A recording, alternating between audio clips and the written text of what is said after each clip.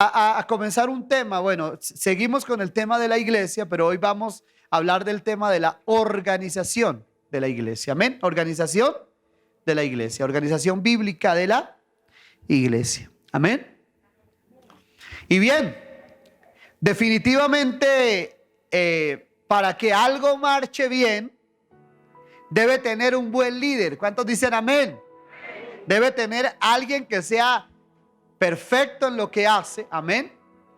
Y nadie más perfecto para dirigir la iglesia que el Espíritu Santo, amén.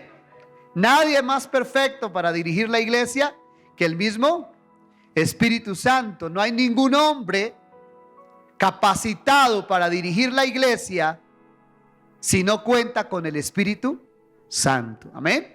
Se han levantado grandes líderes, grandes hombres que han guiado al pueblo. Por ejemplo, Moisés guió al pueblo por el desierto, pero fue porque fue guiado por Dios. Amén. Dice la palabra de Dios que Dios siempre estaba ahí.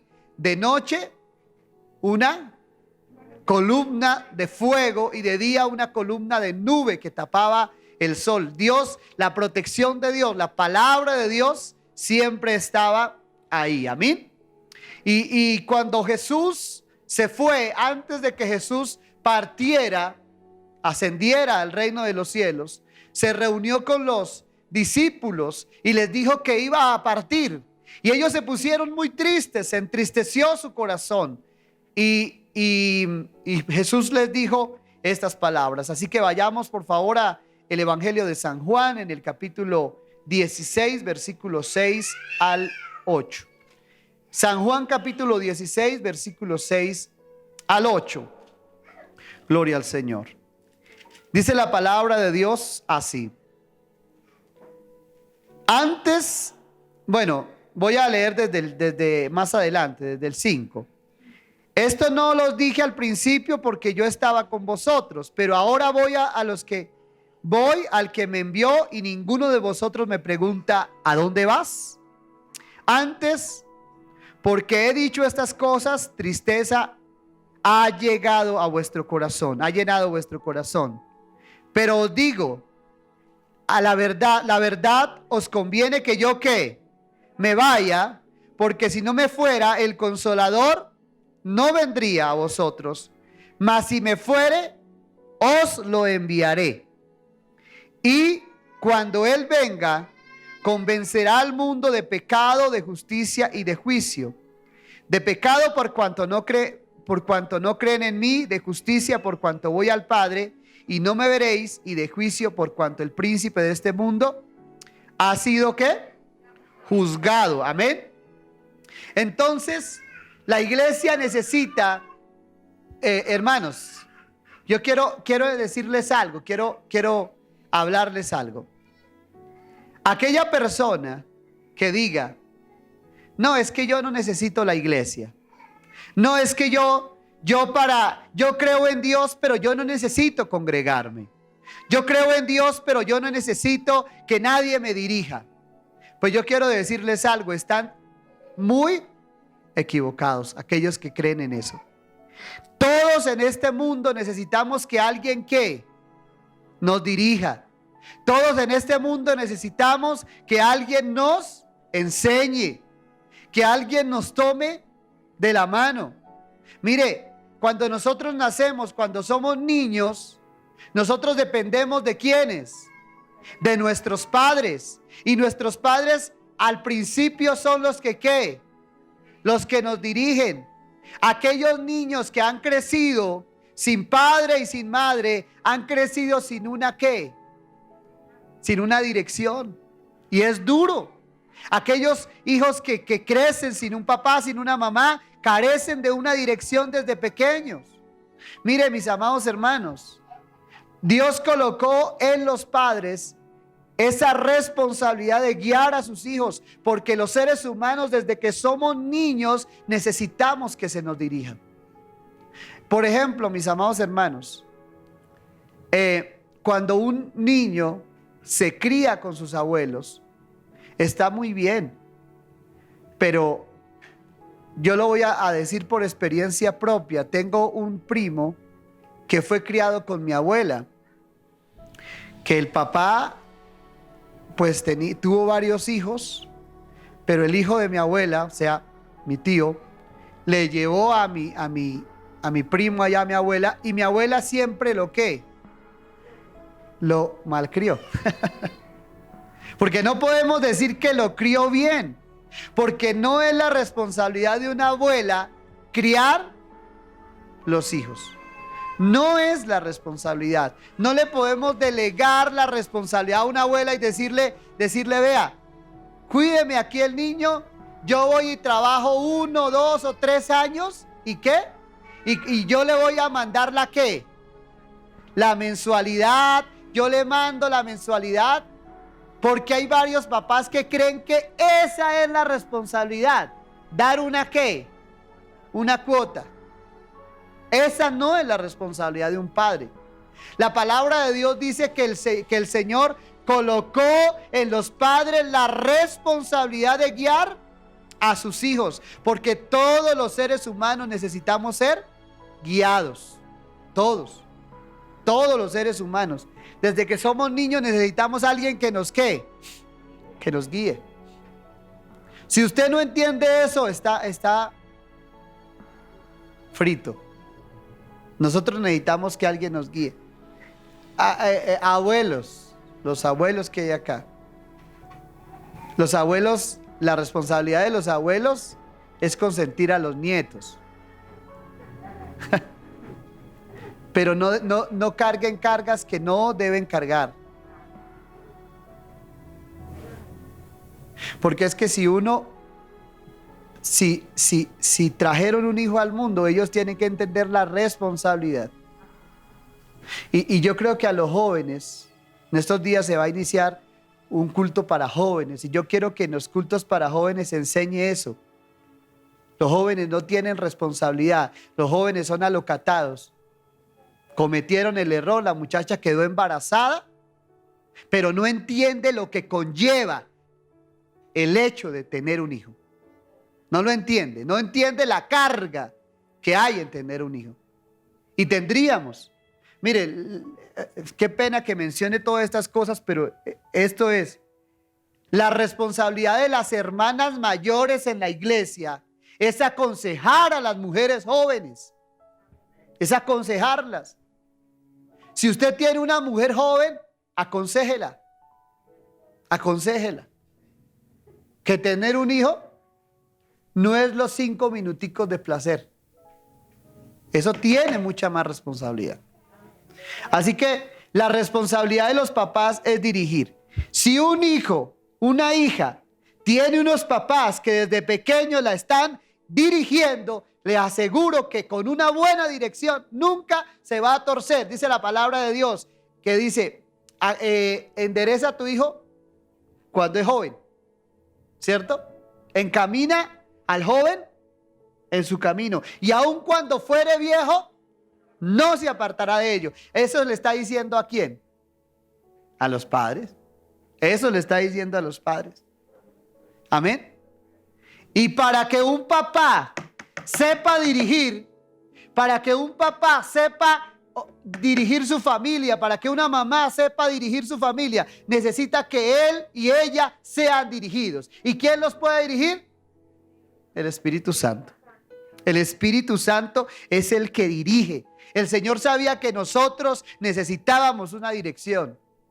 Hay personas tomando decisiones alocatadas, hay personas tomando decisiones, van a comenzar un trabajo, se van a ir, usted se va a ir de aquí del país, listo, se va a ir de aquí de Nemocón, listo, se va a trastear, listo, se va, bueno, ¿qué puedo yo decir?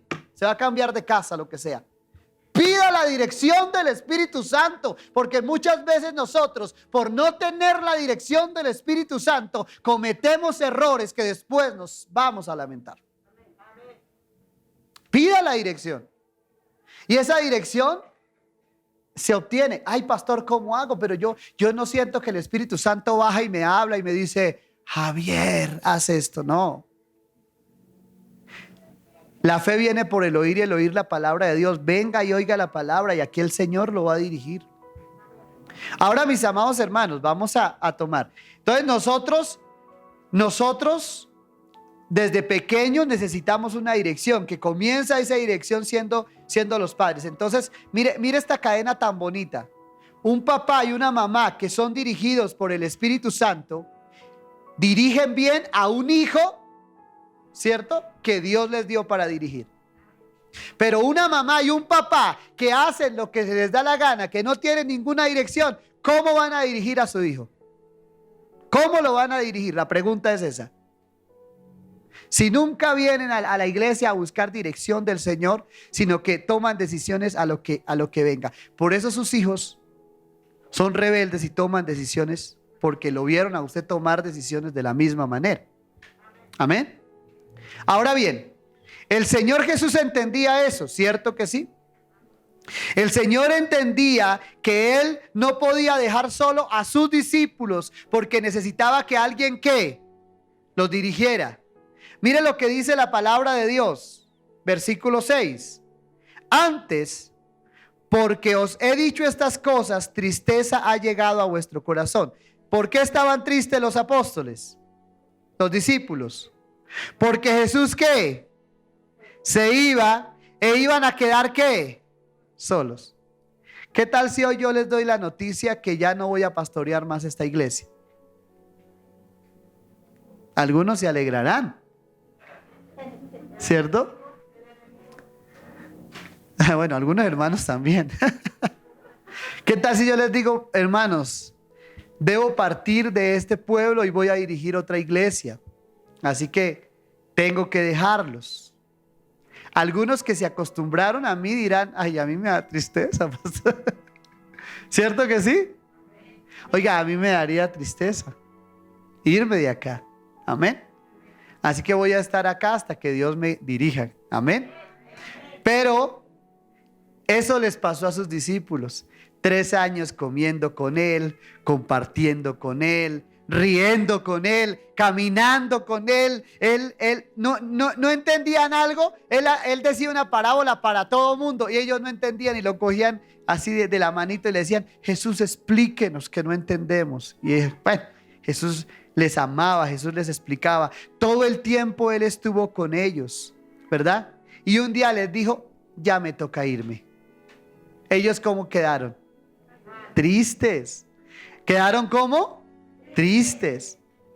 Pero entonces Jesús les da una palabra de consuelo. Por eso dice tan bonito esto, póngale cuidado, el versículo 7. Pero os digo que les conviene que yo me vaya, porque si no me fuera, el Consolador no vendría a vosotros. Mas si me fuere, os lo enviaré. Oiga, Él les dijo, tranquilo, esa tristeza que ustedes tienen se la va a quitar alguien que yo voy a ¿qué? A enviar. Y ese alguien va a ser ¿quién? El Espíritu Santo, que también es llamado el Consolador. Qué bonito. ¿No les parece bonito? ¿Cuántos se han sentido tristes alguna vez? Hermano, ¿y qué necesitamos nosotros? Que nos consuelen. Y a veces esa consolación es el abrazo de alguien que tenga el Espíritu Santo. Mire, no hay nada más bonito que recibir el abrazo de alguien que tenga el Espíritu Santo y que a usted lo abrace con amor. Pero con un amor no fingido, sino con un amor que viene del Espíritu Santo. A veces hay personas que necesitan un abrazo de alguien que esté lleno del Espíritu Santo de Dios. Que se sienten solos, que se sienten abatidos y necesitan el consuelo de alguien, que es el Espíritu de Dios. Amén. Ahora bien, Él sabía que ellos se iban a sentir tristes porque se les iba su líder. Se les iba su ¿qué? Su capitán se les iba. Pero su maestro, amén. Y ellos se pusieron un poco tristes, pero el Señor les dice, no se pongan tristes porque yo no los voy a dejar ¿qué? Solos. Les aseguro, mis amados hermanos, que algún día, si Dios así lo quiere, porque si Dios no lo quiere, aquí me tendrán viejito aquí con un bordoncito, tal vez por allá sentado. Pero si Dios lo quiere, en algún momento me toca ir a otro lugar a levantar otra obra, les aseguro que no me iré antes de dejar a alguien verdaderamente capacitado para dirigir esta obra y que realmente ame las almas y con el que realmente ustedes se van a sentir ¿qué? Contentos. Amén. Entonces el Señor les dijo: no se preocupen por mí, les conviene que ¿qué? Que yo me vaya. Oiga, y si el Señor les decía que les convenía que Él se fuera, es porque el que iba a venir iba a hacer el trabajo ¿qué? Bien hecho. ¿Y ese quién es? El Espíritu Santo.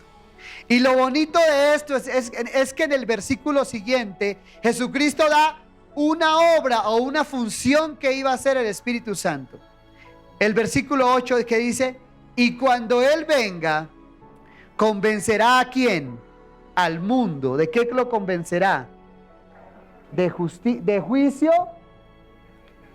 Amén. ¿Convencerá al mundo de qué? De justicia y de juicio. Hay algo que tienen los seres humanos. Pónganle mucho cuidado.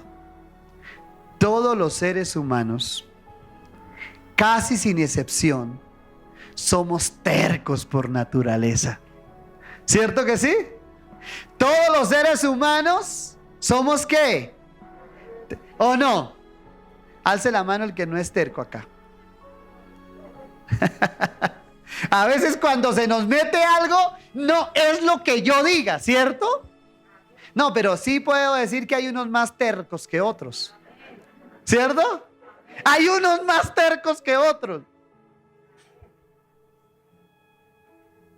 Que la palabra de Dios misma dice que son tercos como una mula. Yo no comprendía que era terco como una mula. Yo no comprendía eso. Y algunos escuchan hablar de eso, pero nunca lo van a comprender hasta que no tengan una mula. Pero una mula de animal, no de la que vive con usted, sino una mula de animal. Y es que cuando una mula no quiere caminar, ay Dios mío, usted le puede dar leño, hermano. Usted le puede golpear, hermano. ¿Cierto?